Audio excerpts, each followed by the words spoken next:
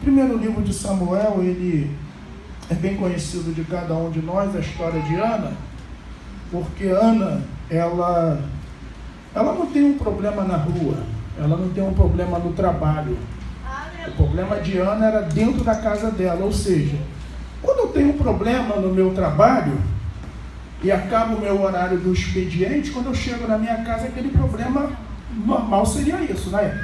O problema fica lá, eu sei que muitas vezes o problema ainda nos acompanha, mas o normal é isso, você tem aquele momento de alívio, momento de refrigério, e sabe até que no outro dia você vai enfrentar novamente a mesma luta, a mesma dificuldade, mas você tem aquele tempo. Mas Ana não, Ana ela dormia com o problema e acordava com o problema.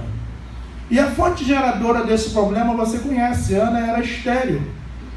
E nessa época, devido à cultura do agronegócio, ou seja, as famílias tiravam a sua subsistência da terra, era necessário que tivesse filhos, e principalmente filhos homens, porque o filho homem iria para a lavoura ou para o gado e traria a sustentabilidade da sua casa. E na casa de Ana isso não acontecia, porque até então Ana não gerava. E qual foi a alternativa concebida ou ajustada?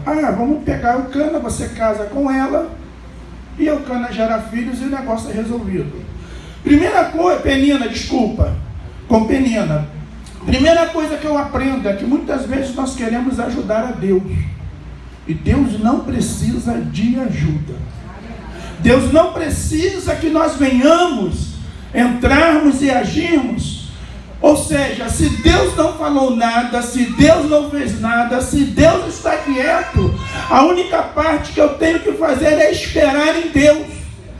E esse casal, ou seja, o Cana e Ana, eles não esperam em Deus. E a segunda coisa que eu aprendo, o verso 5 e o verso 6, ele é interessante, que diz assim, o 5, porém a Ana dava uma parte excelente, porquanto ele amava Ana. Porém, o Senhor lhe tinha cerrado a madre. E é interessante que o verso 6, ele também vai finalizar da mesma forma.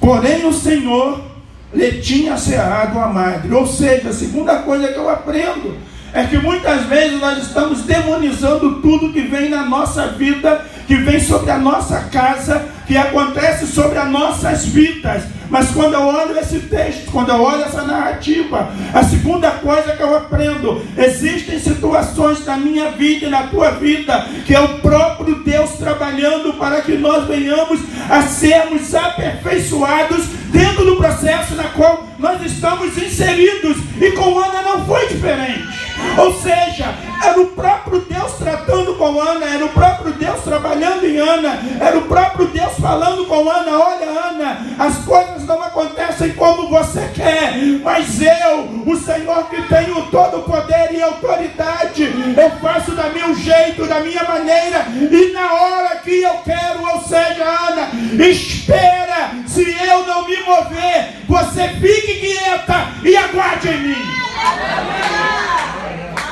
Eu vou estar encerrando.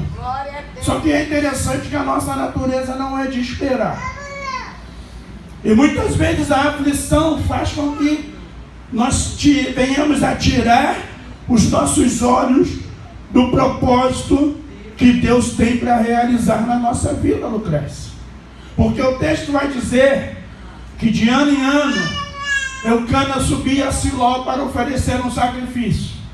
E o que é interessante aqui é que esse sacrifício que era oferecido era um sacrifício de oferta pacífica, ou seja, no final do sacrifício, as famílias se assentavam, o sacerdote trazia parte daquele sacrifício e havia uma refeição em comunhão, ou seja, era feita uma refeição em família, em comunhão. Mas o texto vai dizer que a amargura do coração de Ana, ele era tamanho que Ana não comia, ou seja, até então Ana não comia. Até então Ana ia até o templo, Ana ia adorar, mas o coração de Ana estava preso no problema na qual ela estava passando. Talvez tenha pessoas aqui dessa maneira. Você até chegou aqui hoje, você já recebeu uma palavra, um louvor que a Beth cantou, até se sentiu aí emocionada, mas você ainda não sentiu a presença de Deus. Sabe por quê? A tua cabeça está lá no problema que você deixou na sua casa. Ah, mas eu quero te falar uma coisa, eu vou encerrar.